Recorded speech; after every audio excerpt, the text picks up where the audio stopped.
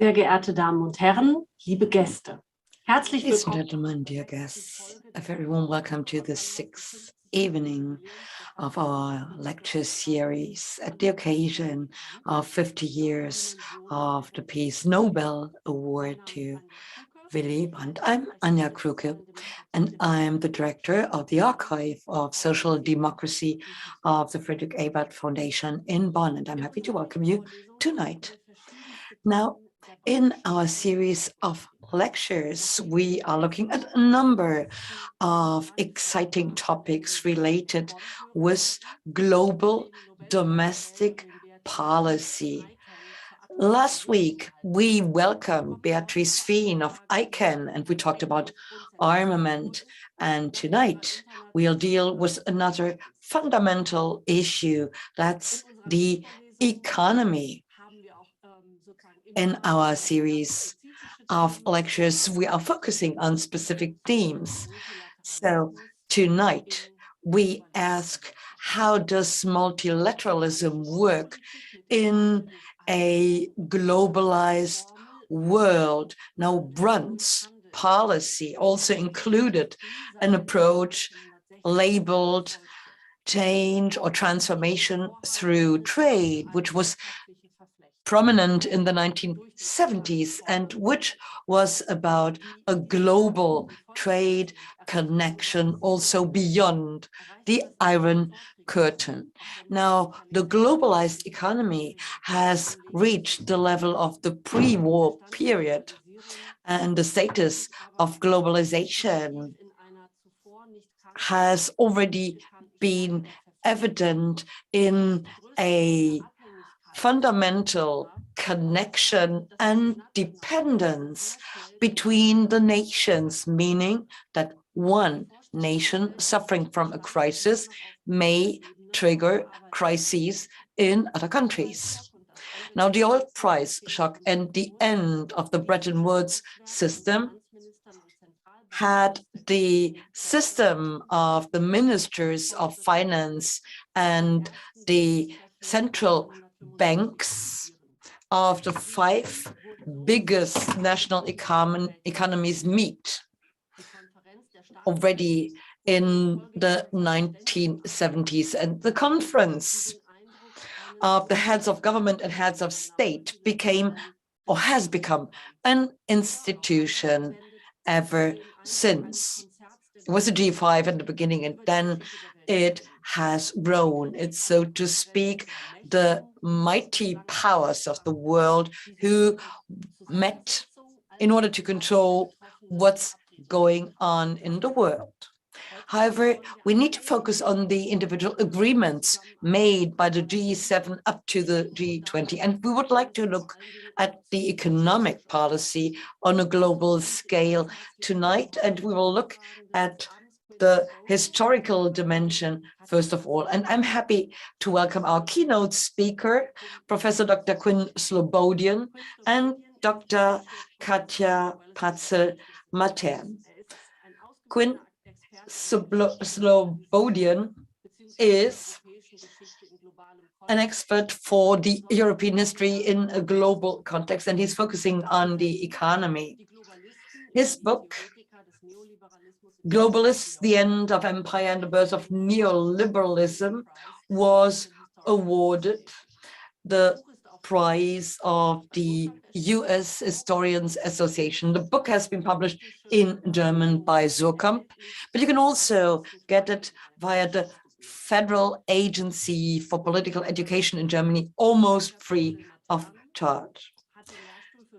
Professor Dr. Katja Patzel-Matern is a professor for economic and social history at the University of Heidelberg, and she's also the dean of the philosophical faculty of the University of Heidelberg. She carries out research and teaches concerning the history of labor and the history of early childhood and parental care. Now, she's also been involved in activities of the social democracy, focusing on the history of humanization of labor. So a very warm welcome to you. I'm looking forward to the keynote speech and to the debate afterwards. And dear audience, you can join us for the debate by means of the chat. You are following us via YouTube, and you can ask questions or make comments via the chat. But first of all, the floor is to our keynote speaker. For tuning in and for being part of this.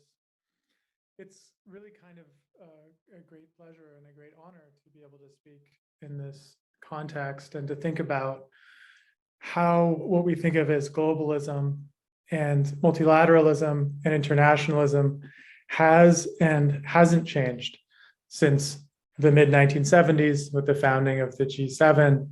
And as I also want to discuss today, with the convening of the Brandt Commission, which formed in 1977 and released their report, which still has sort of reverberations down to the present in 1980, North-South, a program for survival, kind of helped to introduce the category of the global South as something that is normalized as a way of dividing the earth. So as a historian, I like nothing more than to have a chance to sort of go back in time, find a particular mode of discussion, a set of categories and concepts, and then hold them in space next to a present version of these categories and concepts and ask, where are the breaks in this trajectory?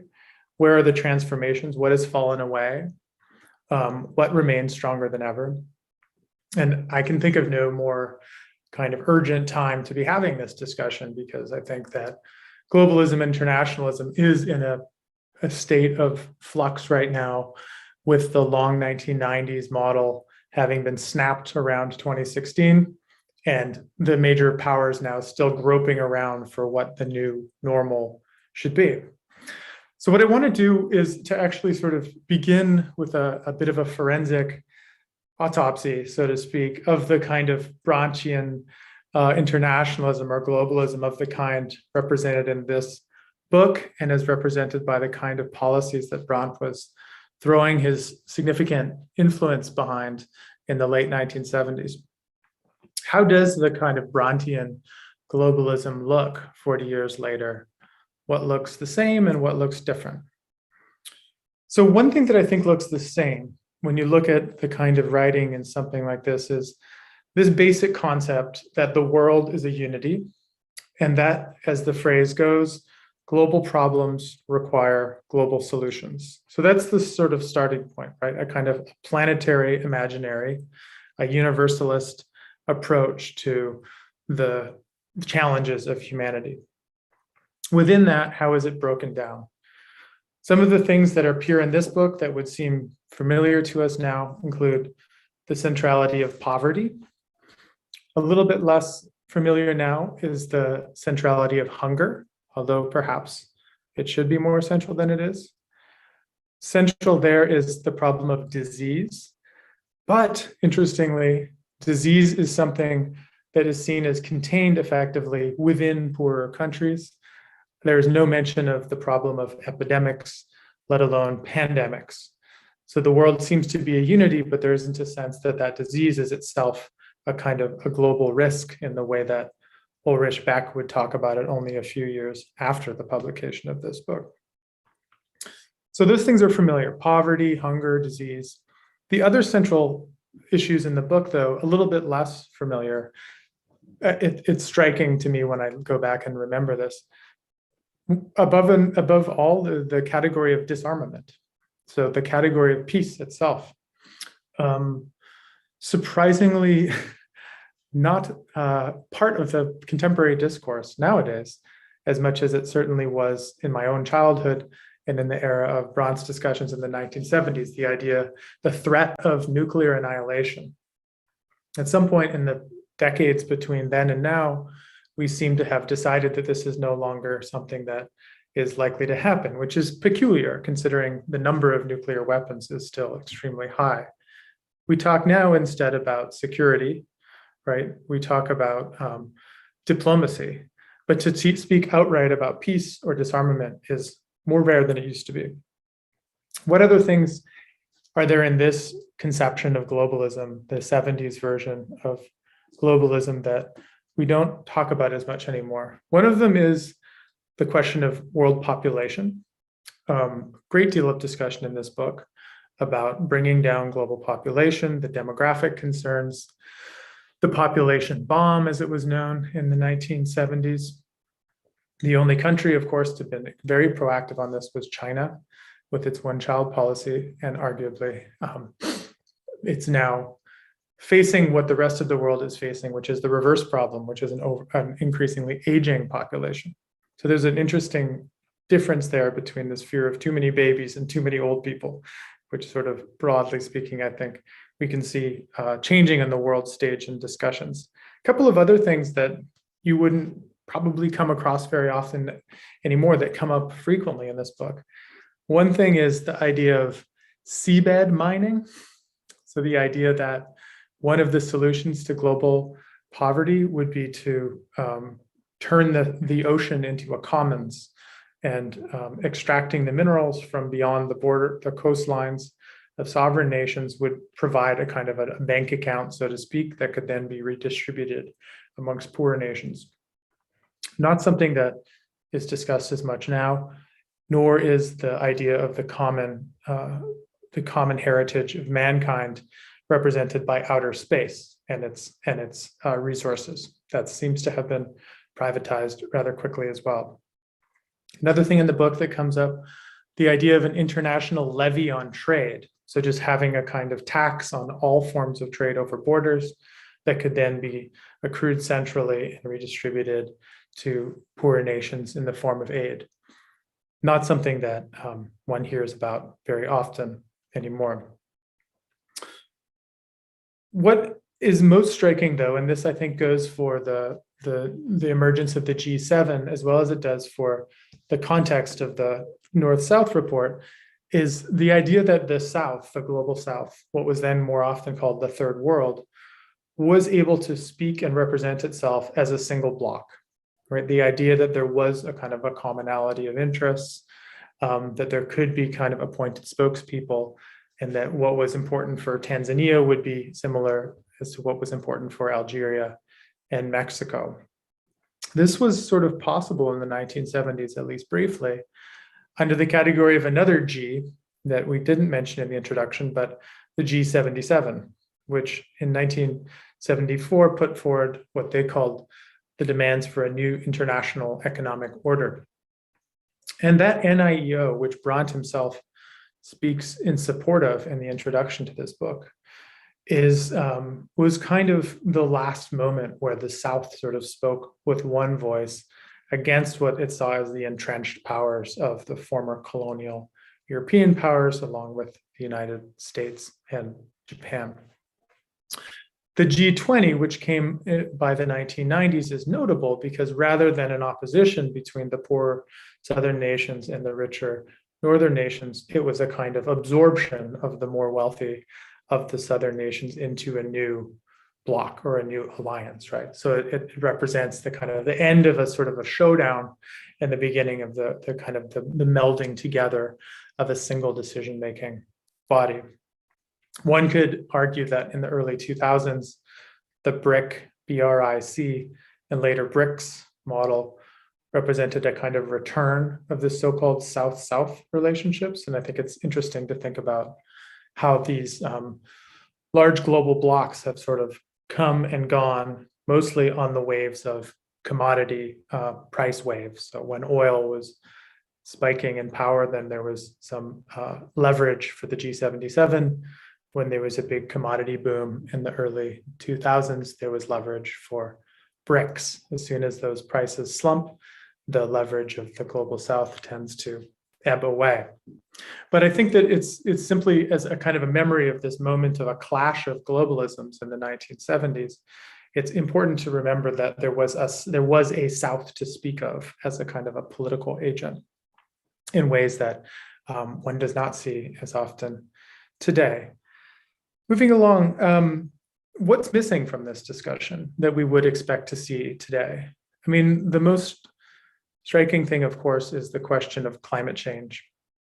However, interestingly enough, in the book, there is mention of the environment, But the environment in this sense is understood as a space of finite resources, a space of limits with a kind of a dwindling stock of energy stockpiles and raw materials that will be run down over time. So there's a kind of a slowing of growth that is implied by the finitude of resources. Now, with our language of climate change, rather than a slowing down, we think of a kind of an acceleration of effects, the acceleration of feedback effects.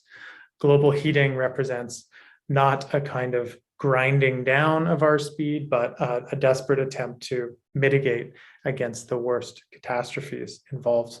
So that you can see the environment as being sort of a passive thing that humans need to care for at this point in the 1970s versus now, when the environment is now seen as something that is almost a threat or a ravenous animal that we need to protect ourselves against.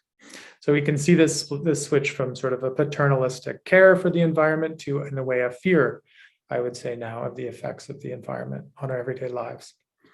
What else isn't in the book?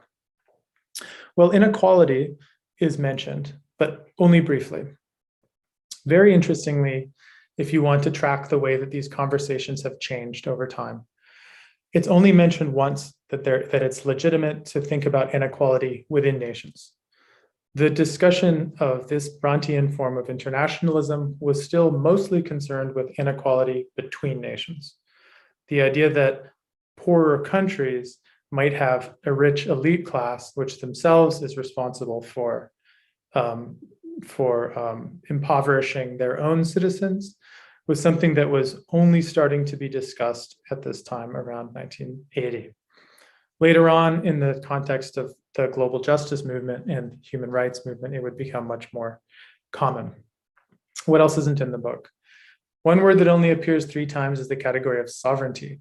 The only time it's mentioned is in reference to the permanent sovereignty over natural resources. So the idea that countries have the inherent right to claim ownership over things like mines, factories, raw materials, even if they're owned by foreign powers.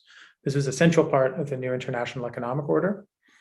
This was a place where sovereignty was recognized, but otherwise the argument was much more in the direction of multilateralism, internationalism, as things that one would automatically favor and wouldn't be considered threats to sovereignty, as we're so often hear them discussed today.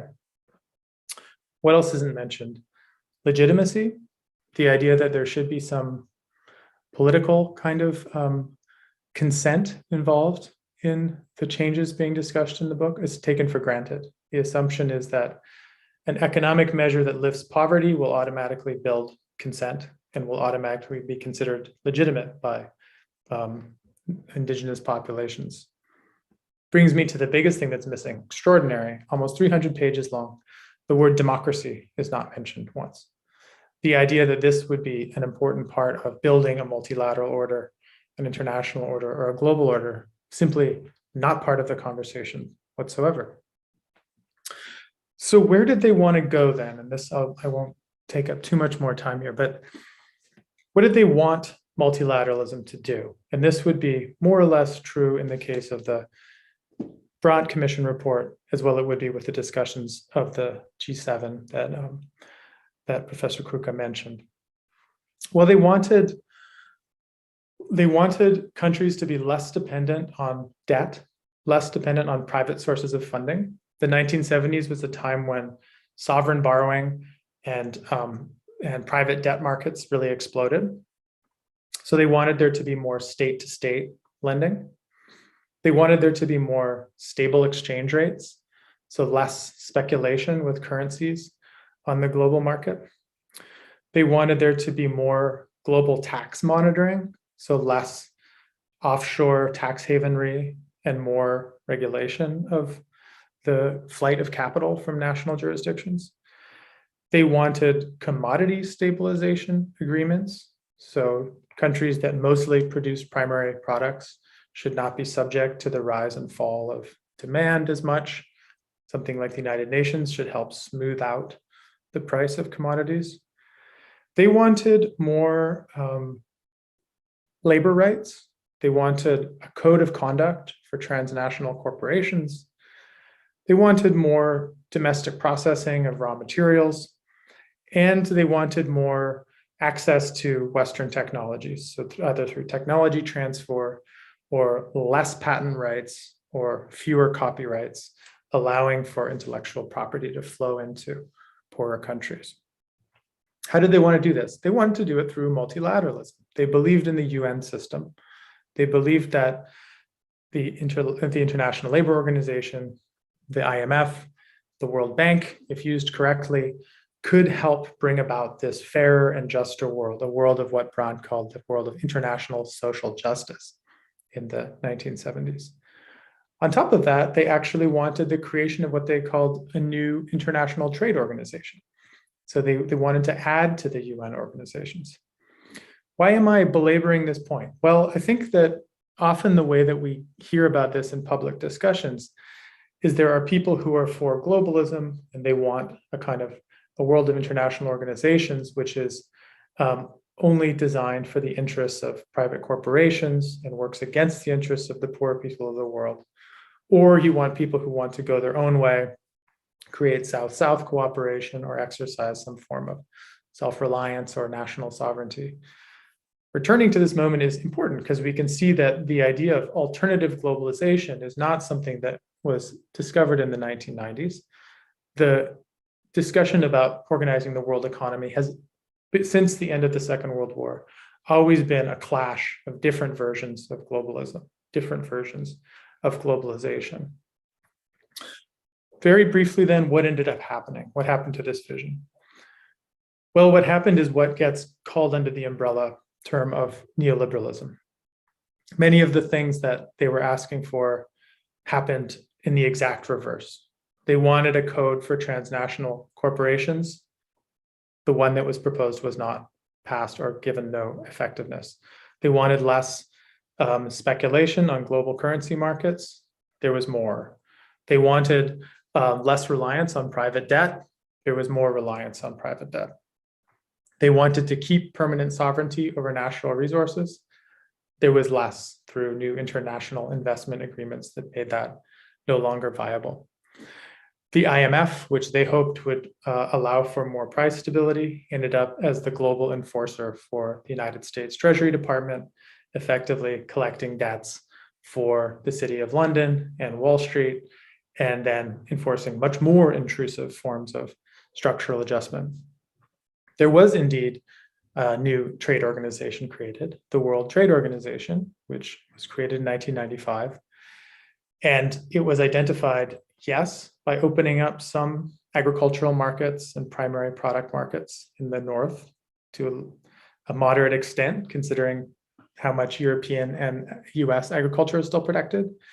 But mostly what it did is it actually increased patent protection. It increased the protection of intellectual property. And it went, as they call it, beyond the border by entering into countries and preventing them from changing their policies in ways that reduce the profits of transnational investors. So the globalism that the G77 that Brandt himself was helping to dream of in the 1970s ends up becoming and sort of lies in tatters by the end of the 1990s. And much of what we've seen since then is an attempt to restore legitimacy for an alternative form of globalization, which to its own detriment neglected those questions of democracy, neglected those questions of accountability and legitimacy, and came to be seen by many people as a kind of imposition from above, as a form of legal architecture designed only to protect the profits of the wealthy, and something that was not realizing justice through free trade, but simply the upward redistribution of wealth through new trade agreements. The only country that has really succeeded in the intervening years, and most notably, is of course the People's Republic of China, which did so through very different means than those outlined in the Brandt report. Was effectively, we can talk about it later in the Q&A, but they used ways of reorganizing their territory, reorganizing labor markets and land markets that did not really rely on multilateralism of the kind that we understand here. So I think that's maybe a good place to leave it here. We have the kind of the 1970s style clash of multilateralisms, clash of globalizations, and by the end of the 90s, we have really the triumph of a particular kind, and the idea of a redistributive, socialistic multilateralism is something that no longer has much of a constituency left.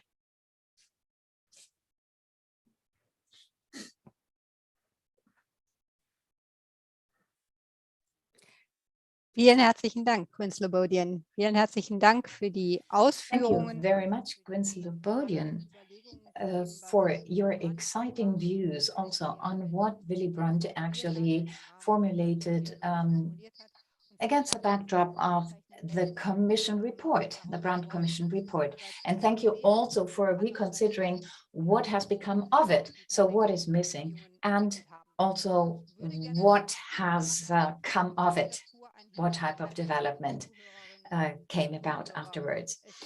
So let me say this to our views. Unfortunately, we do have some technical problems as to the chat, so we can't really open it. So I'm very sorry to say, but this is why you would have to somehow use the Twitter account, for example, and therefore submit your questions to us, FES History Twitter account.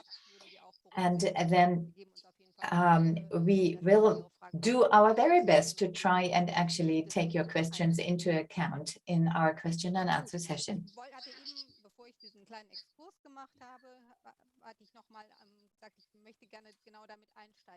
So I would like to start from Willy Brandt's ideas and what have become of them.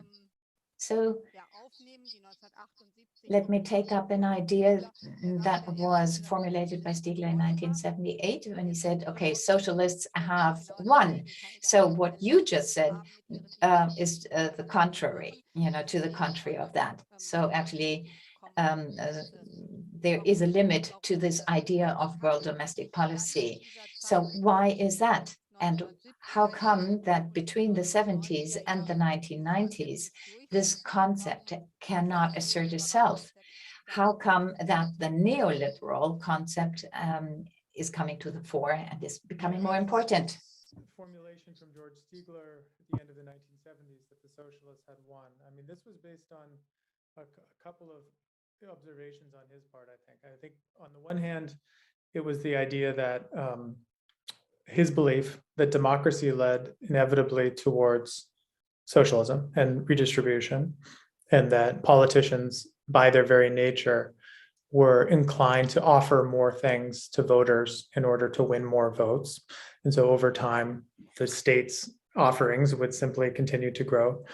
And then also in the third world, his belief that the more nations entered into things like the United Nations, the more decolonization continued onward, the more likely it was then that those new nations of Africa, Asia, and Latin America would make strong demands to the richer nations for some form of global redistribution, really of the kind that was being discussed in the Brandt report, in the new international economic order. So this was premised on a couple of things. I mean, this was premised on, I think, the powers of organization on the part of both voters and socialist parties in the North and the Global South bloc in the South. And to begin with the Global South bloc, there was always rather tenuous, the kind of platform on which you could make these kind of strong redistributive demands. It was based above all on the strength of the oil producing nations. And the central contradiction was, of course, that they gained their power by the increase in the price of oil, yet many of the people in their own bloc were themselves very reliant on the import of oil. So if you increase the price of oil, that's good for the oil-producing poor countries, but it's of course bad for a country like Tanzania or Ghana, which needs to then import. So you've solved the problem for one part of the bloc, but you've only produced more problems for other parts of the bloc, which then have to seek new forms of private financing, and it effectively become more dependent on the global financial centers of places like the City of London and Wall Street in order to continue the projects of industrialization. So the strength of the G77 bloc very quickly led to the petrodollar market that itself created the conditions for what would be called the third world debt crisis by 1982. And that third world debt crisis was directly linked back to the problems in the global north countries, because the idea that the socialists had won was premised on the idea that governments could simply continue, printing money, expanding the welfare state, and so on. And by the late 1970s, at the time that Stiegler was speaking, the problem of inflation had become very great, especially in the United States. And eventually the decision was made by Jimmy Carter's and then Reagan's government to greatly increase interest rates in such a way that it broke the back of inflation, raised unemployment greatly, but brought the inflation back under control. So in that moment, there was also a kind of a disciplining of workers' demands in places like the United States that turned people away from collective solutions and back towards individual solutions. People then were, instead of making demands as workers, for example, they were happy to have new lines of consumer credit, which changed the way that people saw social struggles. Rather than seeing them as groups, they were seeing them more as individual investors and savers.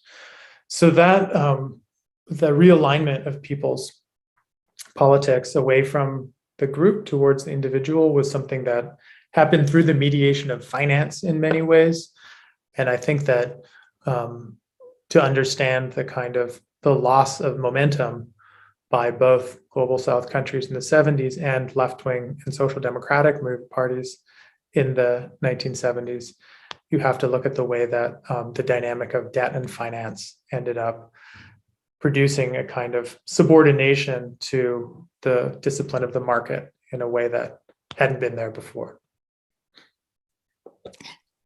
Vielen Dank. Ich würde gerne noch mal bei dem globalen Süden bleiben und dieser Idee G77 als geschlossen. Furthermore, talk about the global South. I mean, it was a bloc, you said, in 1977, and then it fell apart.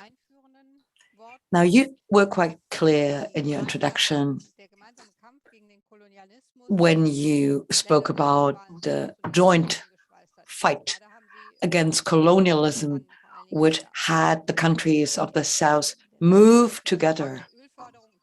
Now, you also mentioned the petrodollars and mineral oil as reasons that made these blocks fall apart. Now, you say there are ups and downs in the development. Now, might I assume that the climate change could have a uniting effect, because all those countries are suffering from the consequences of climate change, so they might move together in order to address jointly the global north. So in their combat against colonialism, the countries of the South were united, and then because of the mineral oil market, the unity fell apart, and now the climate change. So they might reunite. The optimistic way of seeing the challenge of climate crisis is that a common problem will produce the sense of the need for common solutions. But I think that, unfortunately, one of the things that the pandemic has made clear to us is that is overly optimistic about the nature of international cooperation, right? I mean, there's no clear sort of dress rehearsal for a global natural, in this case, epidemiological challenge than the COVID-19 pandemic, and yet the ability for nations to make choices that are even in their own self-interest by, for example, increasing the export of affordable vaccines to poorer countries. Simply not been made, right? I mean, I'm in the United States, I have had 3 shots, whereas most people in Africa have not had any. So the idea that a common challenge will produce a common response is probably too hopeful.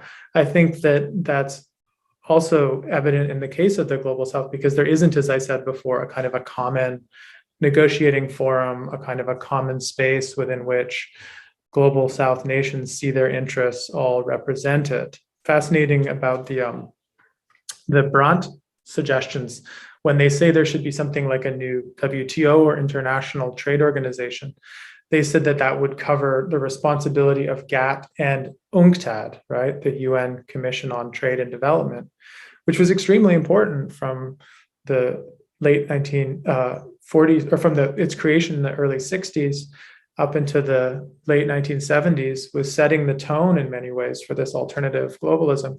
There's nothing like that now that speaks on behalf of the Global South. UNCTAD still exists, but the unity has been broken. And why has it been broken? And this is something that Brandt could not have predicted, which is the degree of global economic integration, right? If we were to look at some graphs of the number of shipping containers moving around the world, right? It doesn't go steadily from the creation of the shipping container in 1965 like this. It goes pretty low, and then in the mid-1990s, it goes like this. If you look at cross-border financial movements, it does the same thing, really mid-1990s. If you look at the dependency of nations on their global trade, it does something similar. So the effect of that level of integration is the undermining of the possibility of solidarity, actually, because if your livelihood as a nation is dependent on, building batteries for Tesla, and they have invested money into mining arrangement in one part of your country, then that's your lifeline, right? I mean, you need to hold on to that to have any kind of foreign currency coming into your nation. The idea that you would somehow forsake that in the interest of solidarity with your neighbor, right? I mean, it's not going to happen. So the globalization of supply chains, the globalization of forms of production has acted to sort of erode, I think, the likelihood of any form of intergovernmental sort of common bloc. Beyond, of course, the examples of something like the island nations at climate summits and stuff, which have otherwise very little working in their favor and can simply kind of implore the richer nations for their pity. So those very climate challenged nations obviously have a basis for common voice. But as soon as you move into the space of moderately sized nations like, Brazil and Peru, and let alone China, then the grounds for the commonality falls away. I think that what you do see, and this is why I think China does represent a genuinely different approach to these problems than either that represented here, or the G7, or the G20, or the Summit of Democracies, or the WTO, or name your gathering, is they are much more material and infrastructure oriented in the way that they think about political economy. So instead of starting with the grand idea and saying like, peace, justice, and jobs, as Brandt did, they say, we're investing in that harbor, or we're investing in that length of high-speed railway that goes through Laos or that goes to Sri Lanka. We're not talking about peace and justice. We're building a harbor. And along that rail line, we will invest in certain ways. In exchange, you will give us access to your local, communications grid, or you will give us access to local workers or local resources. And that's a very pragmatic and kind of almost anti-idealistic approach to international cooperation that has something to speak for it, actually. Like, I think that if anything, if we can see so much of the persistence of the high flown rhetoric from the 1970s to the present with so little evidence of actual cooperation, it makes the case for me that it might be worth thinking about a kind of less idealistic and more pragmatic approach to these issues. Is something happening with your camera? Thank you. Okay. Danke. All right. Hier hat sich der Verschluss geschlossen von alleine. Dankeschön. Kein Problem. Ich würde gerne nochmal anknüpfen, und zwar bei der Frage, ich komme gleich nochmal wahrscheinlich auf das chinesische Beispiel I will zurück. come back to China in a minute, but before, I would like to ask about the liberation or the freedom of goods or financial streams, the free movement of products and finance. That's what I am talking about. Now, the free movement also concerns human beings who can move freely. I mean, there are agreements like the Schengen agreement. But then we also need to see modern mobile communication, which helps us negotiate longer distances. And then we do see the refugees and the migrants in the world. Now, I would like to ask about the difference between the freedom of movement of human beings and of finance. Wouldn't that be a trigger of solidarity? I mean, if you look at the pandemic, actually, you see that this is about a disease which is being spread worldwide because of the mobility of human beings. The kind of the centrality of free trade. So this was also mentioned by Frau Kuka in the beginning, this sort of Brandt's idea of Wandel durch Handel, so change through trade. It is striking how even the more sort of militant wing of the third world movement, through UNCTAD up through the New International Economic Order and the Brandt report, there is an assumption that freer trade will lead to more equality and more justice. That in fact, there's nothing bad about free trade. What's bad is protection. And what's bad is countries like the United States guarding their own agriculture, subsidizing their own agriculture. The EU, European Community, subsidizing and protecting its own agriculture.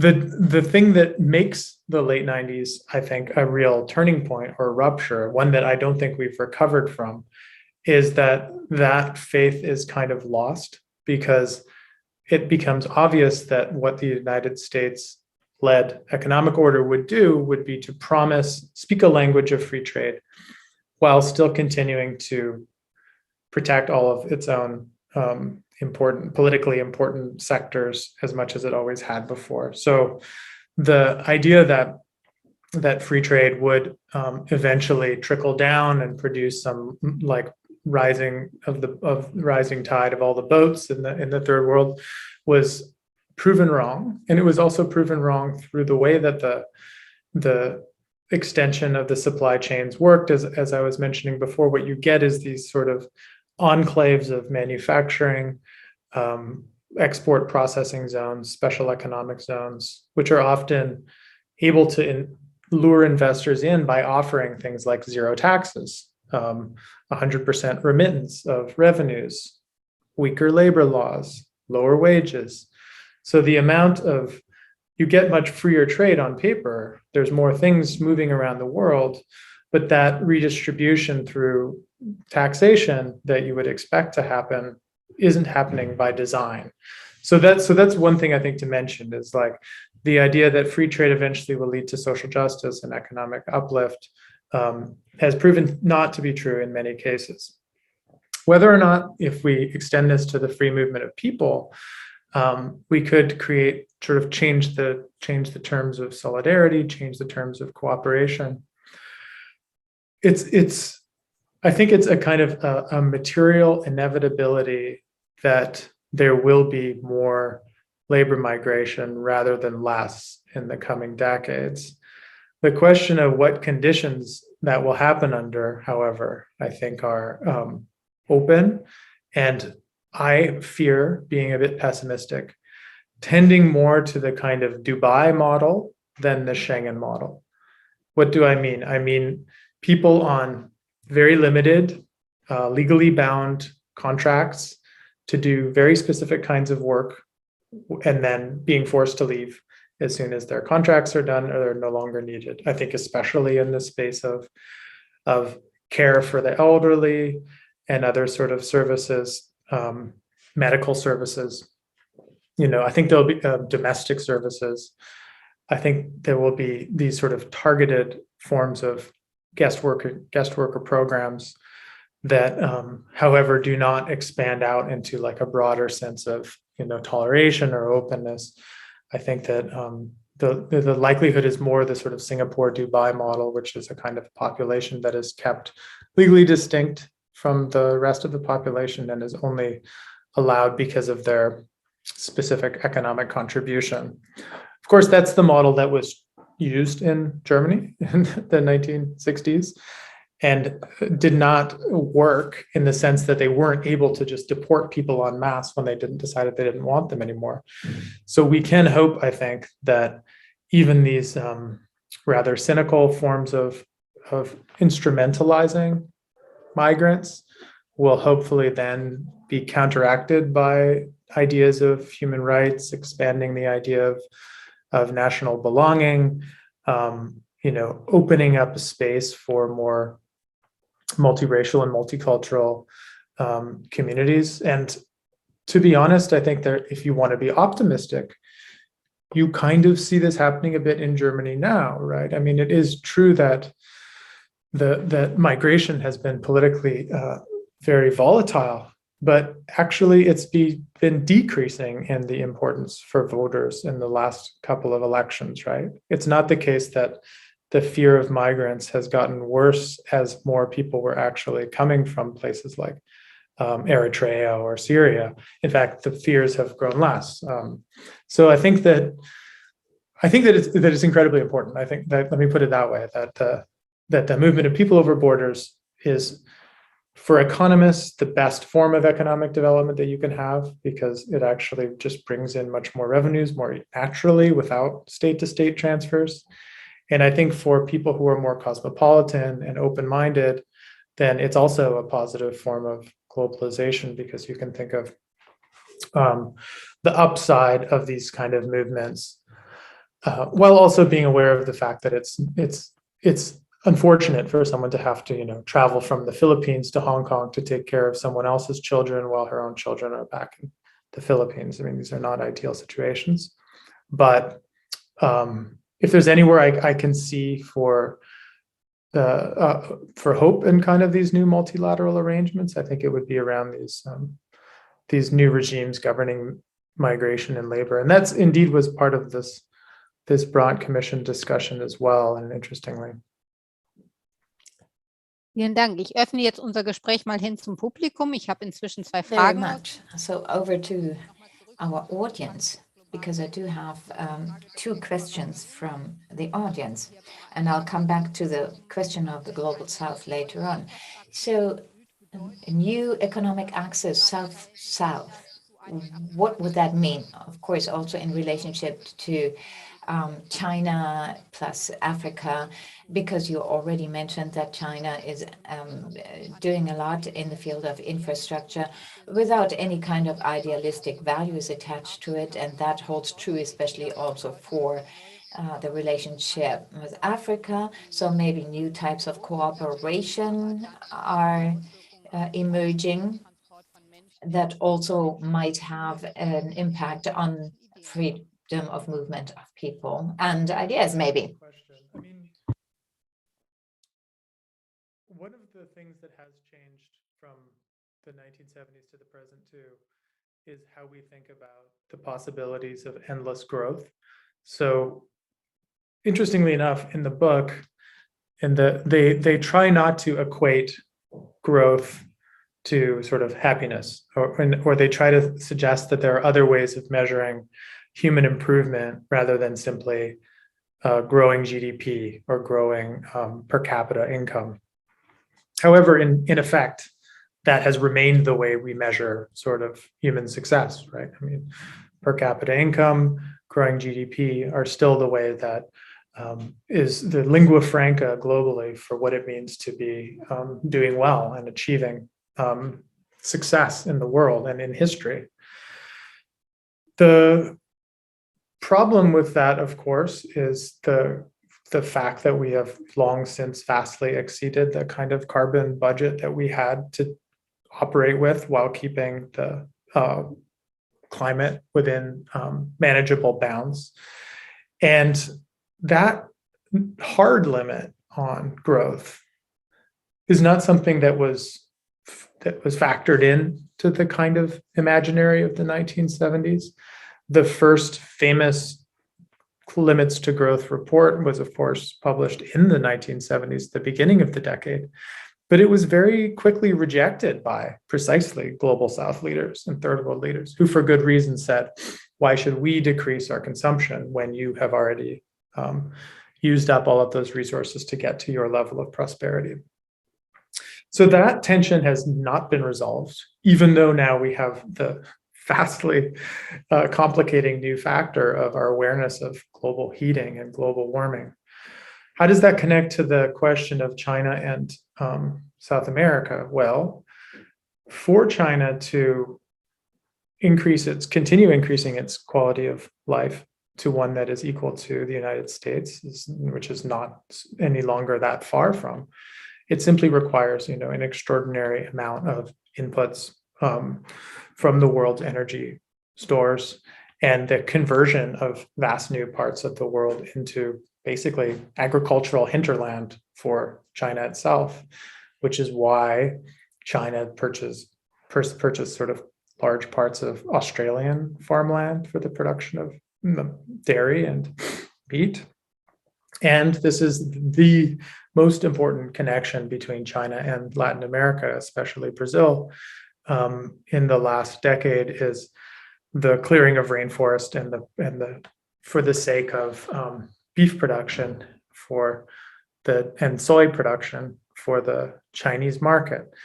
So there is, in fact, a kind of robust South-South relationship that's coming about between places like Brazil and China, based not on any idea of international social justice or let alone kind of disarmament or equality, but based on purely the self-interest of an expanding agribusiness sector in Brazil,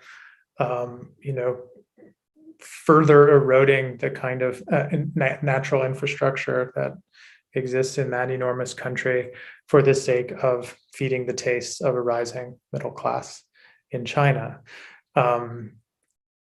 When China tries to speak about more idealistically about its activity in the world, it rarely sort of makes global promises, right? It doesn't.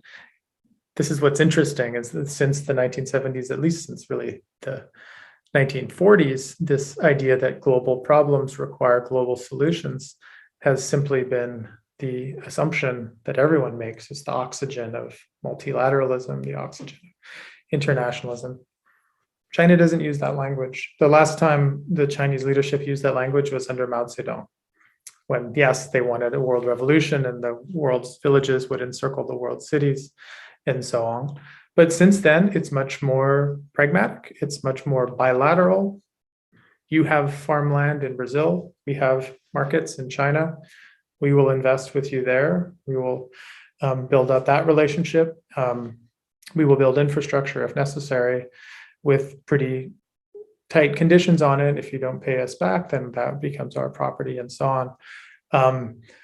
So the era of kind of idealism in South-South relations, I think, is at the moment, if we even want to consider China the South at all, has given way to something more like a kind of neo-colonial relationship of asymmetrical power, asymmetrical financial power, and a deepening rather than a lightening of the kind of monocrop primary producer function of places like Brazil or Ivory Coast or Mozambique or anywhere else that the Chinese have made investments. So the idea that the horizon of modernization is for every country to become a kind of industrial economy producing high value added goods, right? This was kind of the vision from the 1940s to the 1990s, is no longer there. It's much more like, what inputs do you have for our economy? And we'll take that. To their credit, they're just being honest about it. This is actually how the United States operated as well. But they would just cover it over with a lot of high-flown language when it suited them. Wäre sehr spannend, hier jetzt noch weiter zu sprechen. Vielleicht haben wir gleich noch die Zeit dafür, weil very interesting, and it would be nice to actually talk about this even further. So maybe a new international economic order would be established on these grounds. But before we go or dig deeper there, I would like to actually address other questions from our audience. So the G7 organization. At the beginning, Madame Crocker actually also mentioned the criticism as to the G7 as a concert of those in power, and therefore, excluding other countries. So why would we actually continue to need G7 and their agreements? Are these agreements relevant? And what about G20 and the relationship between G7 and G20? So the kind of fictions of multilateralism, also since 1945 or 1944, the creation of the Bretton Woods system. The fiction is this fiction of horizontal cooperation, right? The idea of equality in world relations is not true. It's not a tenable proposal. It's simply the case that there's a great asymmetry in international relations and international economic relations.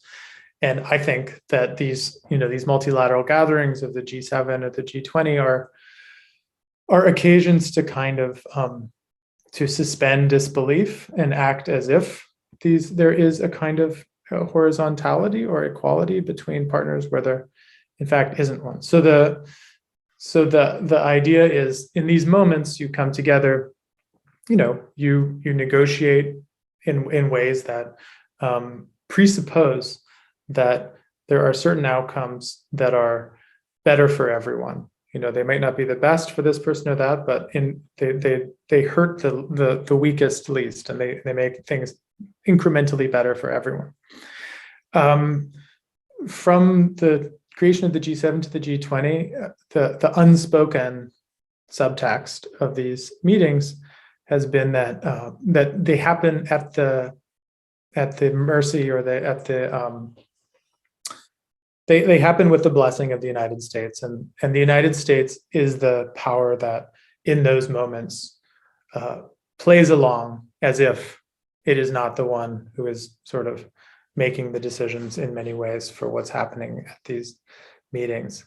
The importance of the kind of the present moment is, I think that kind of unipolar power has been, if not shattered, then very, very deeply challenged by the stature of China now.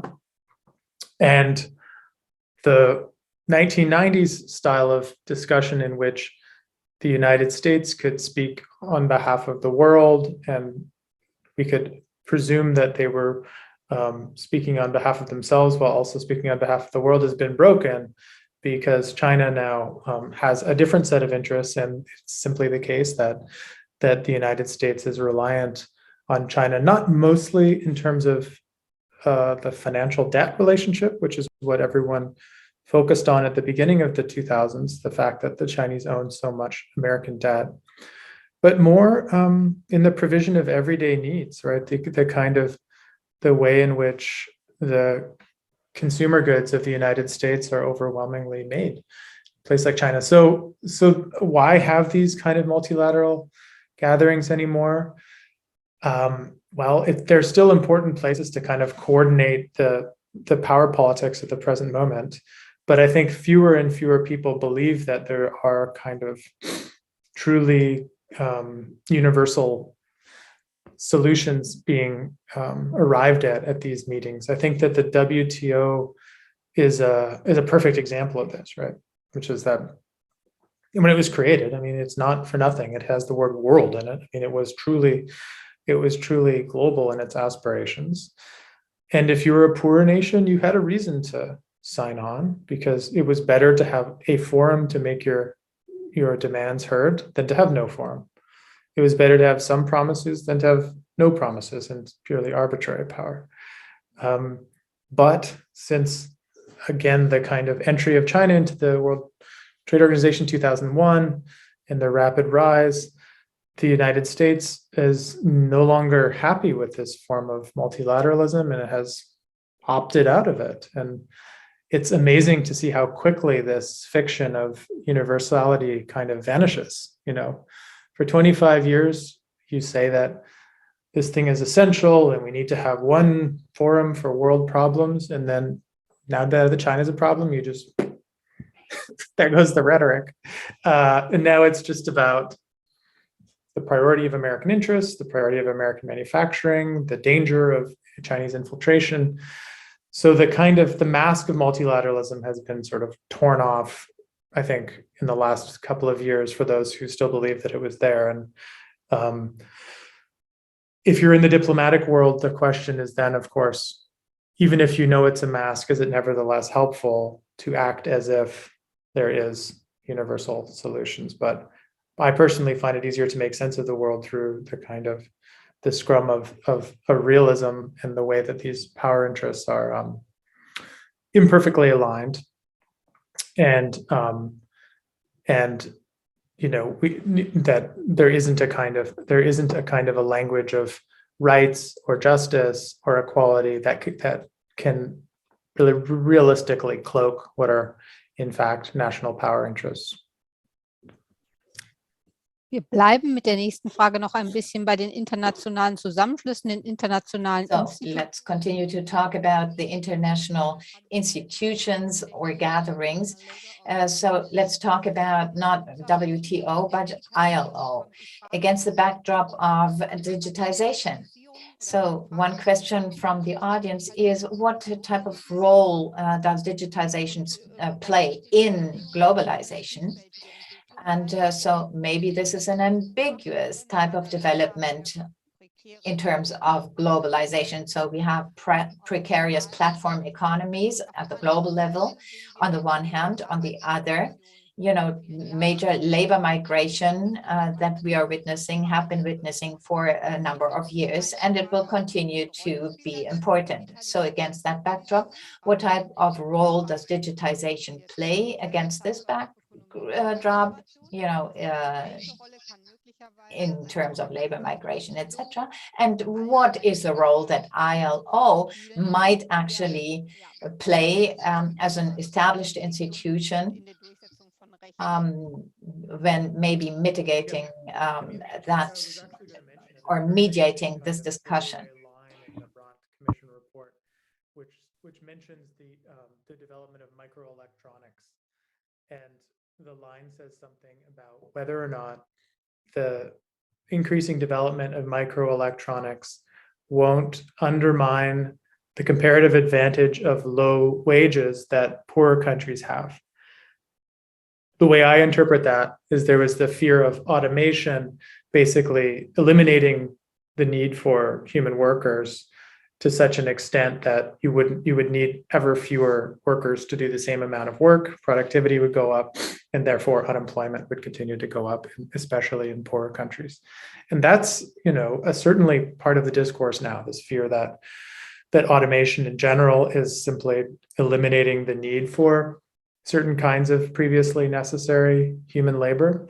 And that's where clearly the proposals for things like universal basic income become important, because the argument is if fewer and fewer workers are necessary, then perhaps the state itself needs to kind of step in to provide a baseline of income for people who might not be able to find jobs. And so that has been strongly, of course, contested.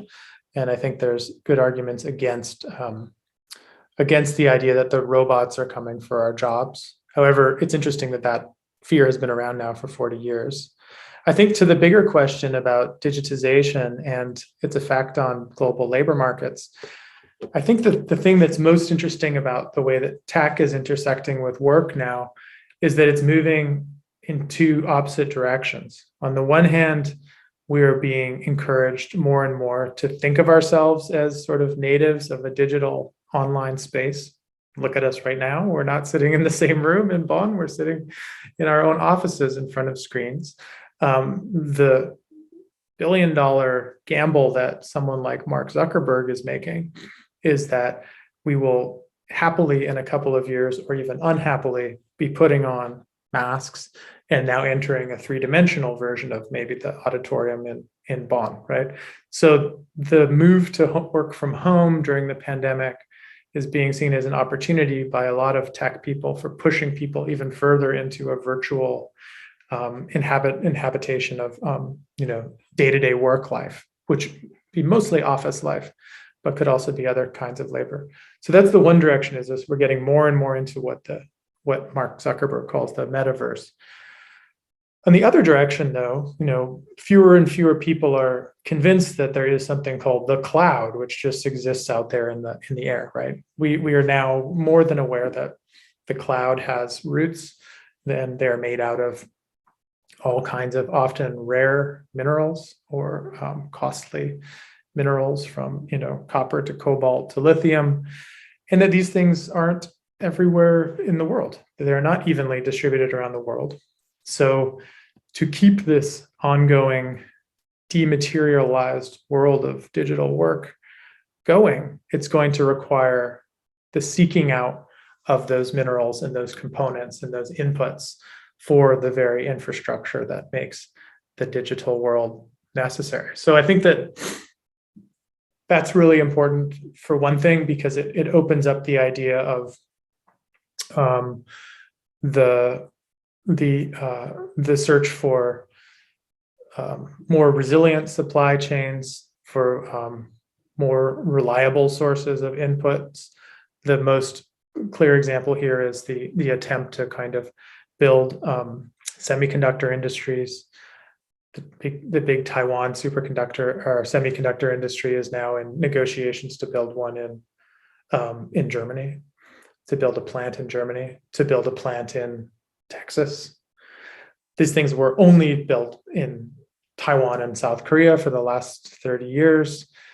Suddenly, with the supply chain shocks, countries are now talking about something that they haven't talked about since the time of the Brandt report, which is the idea of self-reliance, not in the sense of unlinking entirely from global trade, but in having some form of national capacity or EU-wide capacity for necessary and often digitized objects.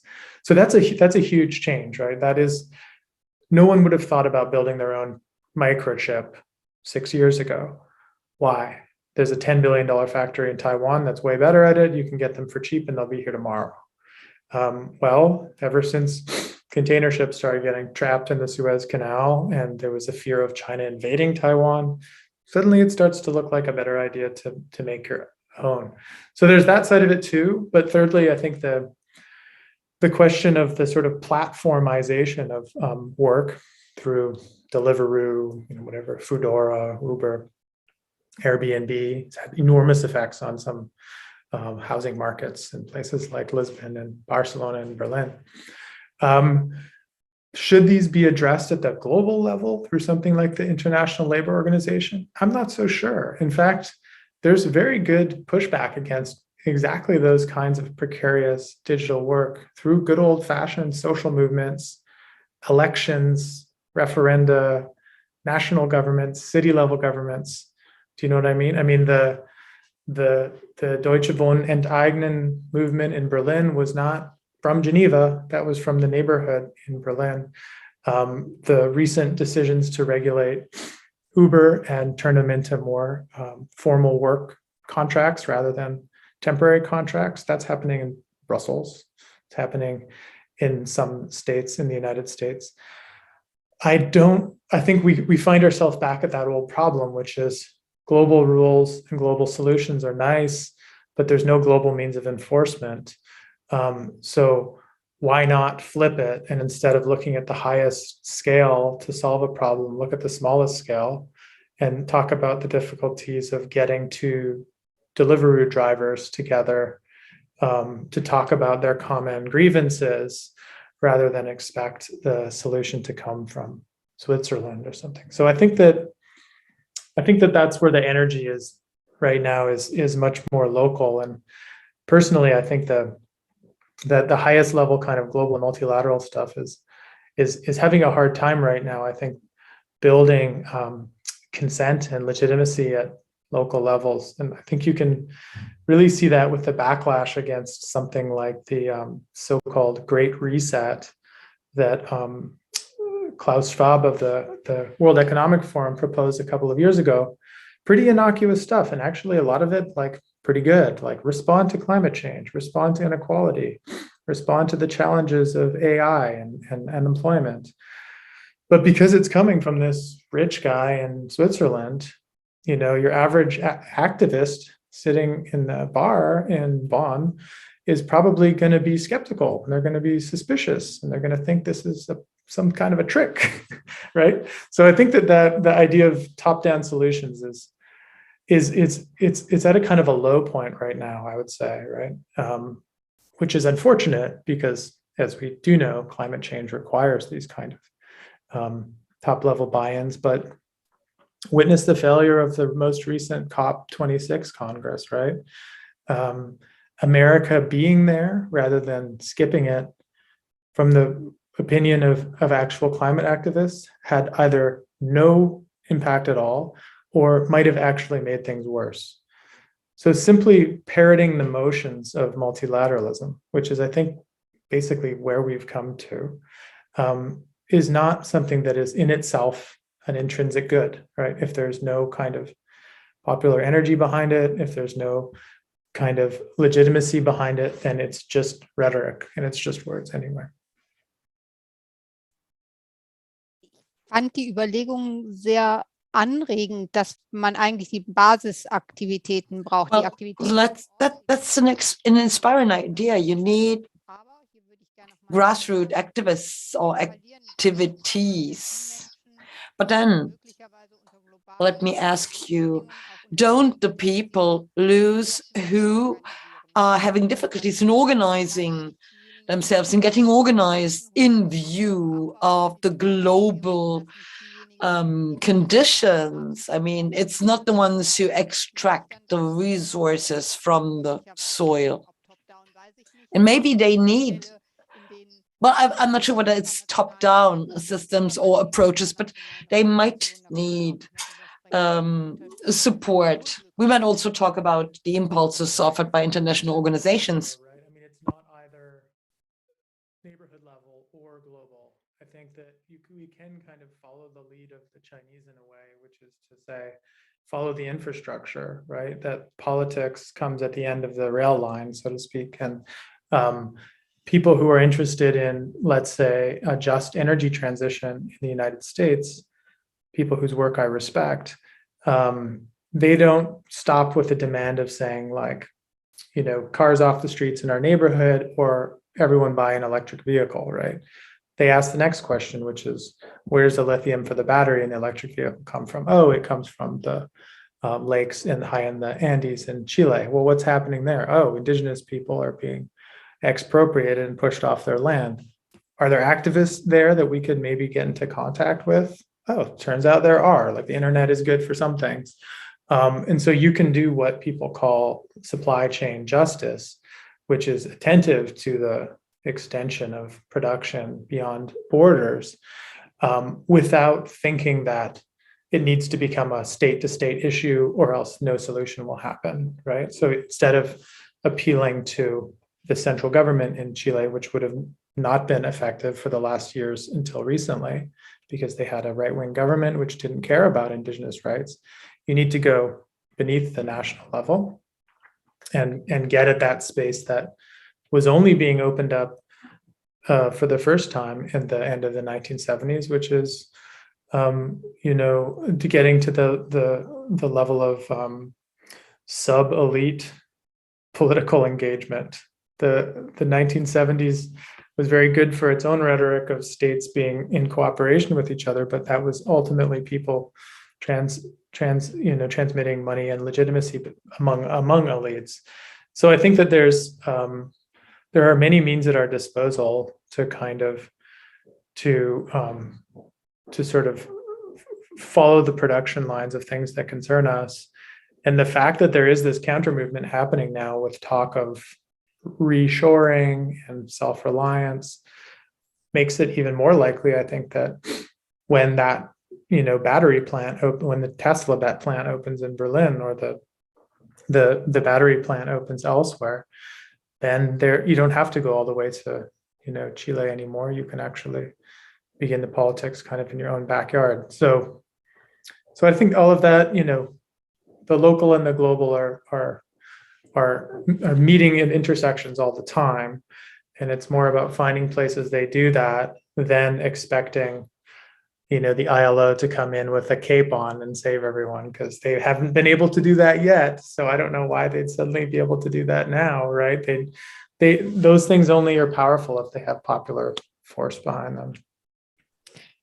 Das scheint mir jetzt eine auch sehr optimistische Sicht auf die Wandlungsfähigkeit vom Globalen über das Regionale. This is a somewhat optimistic view, according to which the global can change via local changes or transformations, or local and regional transformations, which already is part of an answer to one of the questions I'm getting from the chat, i.e., is it possible at all to have a just globalization?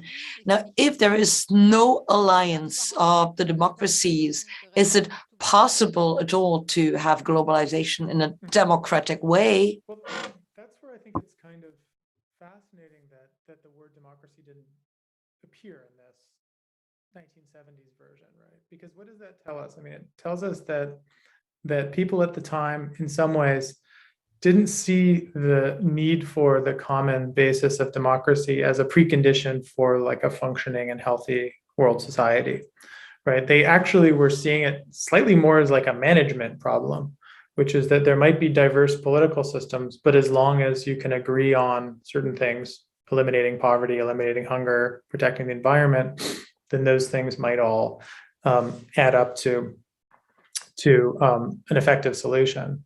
I think that the American fixation on democracy as a category, it comes online, so to speak, in the 1990s, of course, but it really gets literally weaponized in the early 2000s with the invasion of Iraq and Afghanistan.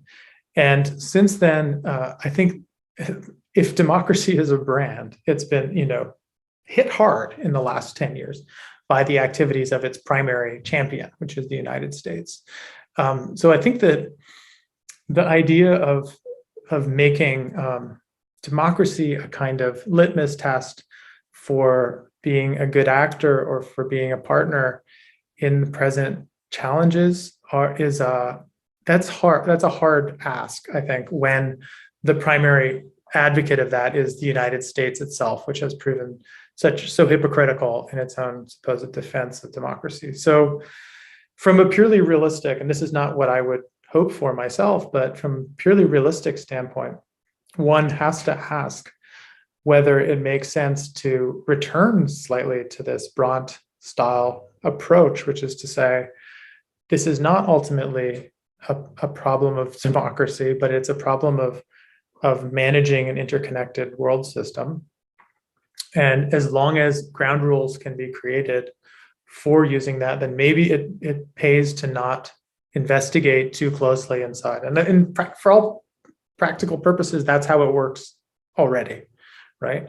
So this, for all the talk of democracy, there isn't really much of a kind of expectation for other countries, except when it's convenient for the United States. Germany, for example, I think is much more pragmatic about those things, to be honest. I think they don't tend to sort of use this kind of litmus test of democracy the same way that the United States claims to use it.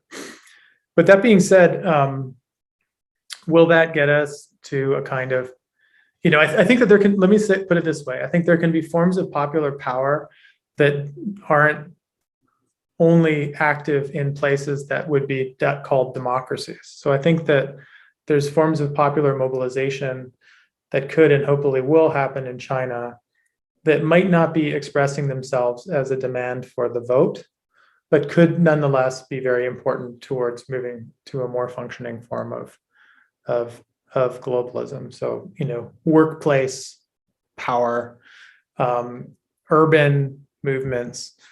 These are democratic in the broad sense, but not in the sense that they're about the ballot box. I think that the American fixation on democracy in terms of ballot boxes is often self-defeating. I think that maybe it's better to look at more diverse forms of popular power.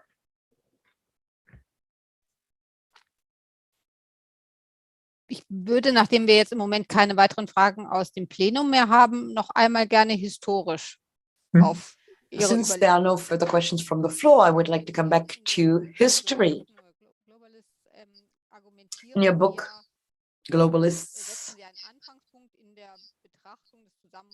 you start with the Habsburg Empire, i.e. the end of the great empires, which are to be seen as a loss of control in view of which you react. Now, in order to explain our present time, how far do we have to go back into history? Is it enough to look at the Habsburgs, or do I have to move beyond, like when it comes to the definition of freedom, do I have to quote John Stuart Mill?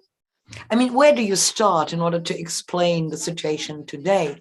That's part one of my question. And then I would like to come back to the idea of the loss of control, because you say that the end of empires triggers the feeling of a loss of control, which might mean that people once again fear a loss of control. So does it mean that if you look at the loss of control in the past, and now can we learn for the present when looking or by looking at the loss of control in the past? First question, I'm quite convinced by energy historians who are very interested in, for example, the movement from water energy to coal energy, and the moment at which we began to embark on this path of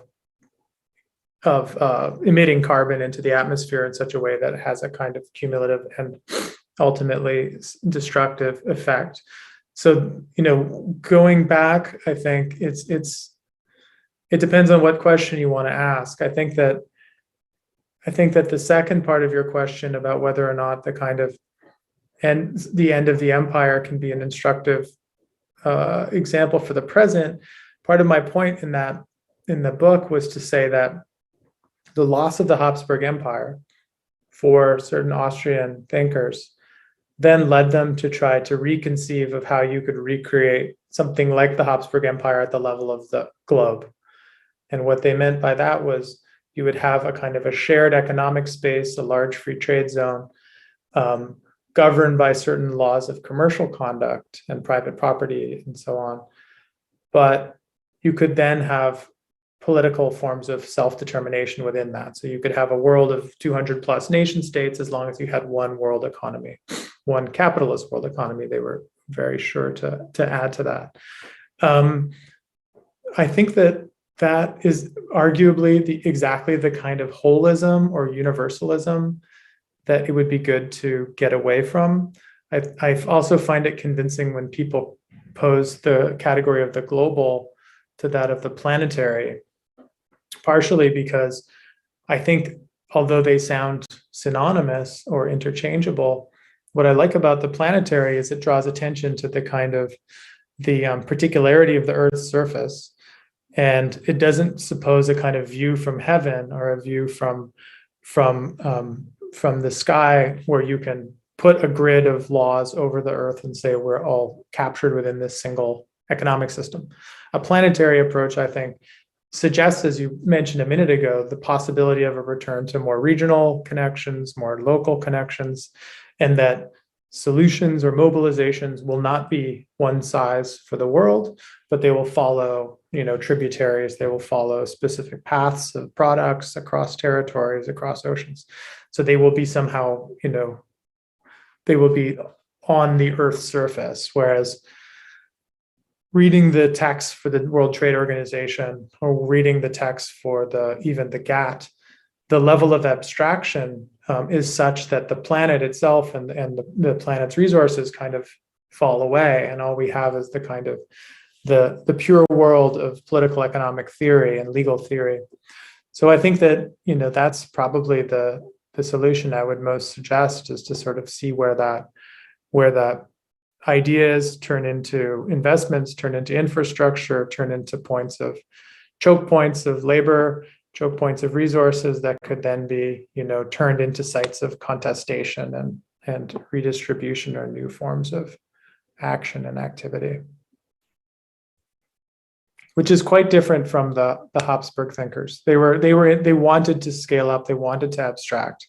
I think that, almost inevitably we need to go in the opposite direction now. Ich würde als letzte Frage vielleicht für unser Gespräch gerne nochmal den Blick auf die Frage der Visionen richten. So the question is to visions, maybe the last question we should address. So positive vision of the 70s, we heard about it, world domestic policy, multilateralism, so a positive way to shape the economy, the world, and then maybe also various actors who would have a consensus on that. Isn't that exactly what we are missing today? In order to actually address the challenges, climate change, major challenges that we are faced with, and poverty, etc. Isn't it what we would need, a positive vision? Or is the positive vision part and parcel of what you just mentioned? Regional, local groups should actually develop their own understanding on supply chains and responsibility for their own affairs. And based on that, the structure should be built. So are we missing a positive vision in order to master the challenges of the future, the way that maybe were addressed in the 70s? Right, that I did paint a rather sunny picture of this 1970s moment, the sort of G77 as an alternative form of globalism. But I think that it, in some ways, was a paper tiger. Firstly, because it was premised ultimately on a rather small group of elites claiming to speak on behalf of large numbers of people in whose interests they were not always acting. So there was a moralism that wasn't really backed up by action necessarily within the nations that were actually speaking these languages of redistribution. So I have my doubts about whether or not they weren't mostly hypocrites, let's say. But worse than that, this was premised on a vision of endless growth, based on carbon-intensive, petroleum-driven industrialization, a model that is, we know, impossible to sustain and to continue to reproduce. So the premise of their vision was, I think, untenable and flawed. So in that sense, I think that yes, an inspiring vision would be good, but it would have to break with both of these things. It would have to not be a primarily elite-driven top-down vision, and it would have to not be a vision of carbon-intensive industrialized growth. This was both. I think that the problem is, up 40 years later, that's the only kind of politics that is really effective, is politics that is primarily benefiting a small class, and politics that is still premised on an idea of growth. The way to do a non-carbon intensive economy while still winning an election, while still winning at democracy, is one that has yet to be solved, right? Even at the high point, as we've been for the last couple of years, of an awareness, an intense sort of people's homes are literally falling into sinkholes. There's tornadoes, there's unprecedented heat waves. what more would people need to realize that we need to change the way that we live? But look at the election results, right? It's mostly business as usual with a slight modulation. Then in the coalition talks and the negotiations, the bill comes out, watered down. Ultimately, there is no mass persuasion. So I think it has to be local. Yeah, I think we've tried these big stirring global solutions, and I don't think they've really gotten us anywhere. So I would love to see people try even harder on what it means to sort of take the tangible world around you and change it, and then see where that tangible world extends, like hand to hand, so to speak, even if that extends, halfway around the world. I think that realignment of politics is something I'm still optimistic about it, despite it all. Vielen Dank, Quinn Slobodian. Wir sind am Ende. Thank you very much, Quinn Slobodian. We have come to the end of tonight's talk. And actually, it was nice because we could end on an actually positive note. And at the very end, I would like to hand over to Anja Kruke. Well, I would like to thank the two of you, Quinn Slobodian and Katja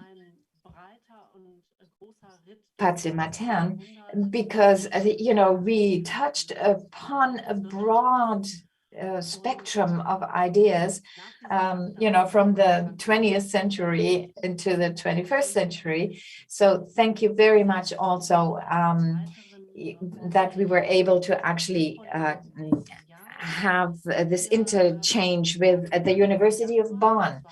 We'll continue in January. On the 18th of January, we are going to continue on the topic of climate protection. What is going to make the world a safer place in terms of this, climate change we are witness? And Ursula Schröder from the Peace Research Institute, director, and coming to us from Hamburg, and Dirk Messner as the president of the Federal Environment Agency, and formerly also working for the United Nations campus in Bonn. And so they are going to talk about climate change and politics in this field.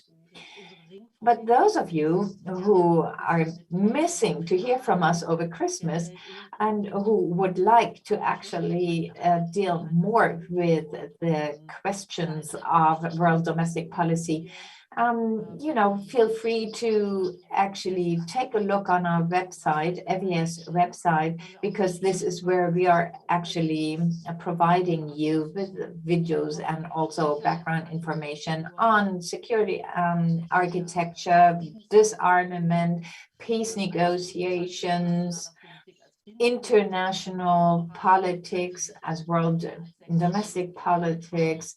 So we are going to put all of that online, and therefore you will actually be able to address very topical questions of European security policies and other such policies. So much as to what I wanted to recommend at the end of this session, and I am looking forward to seeing you back again on this channel next year during the next lecture courses and lecture series that we're going to have. Bye-bye.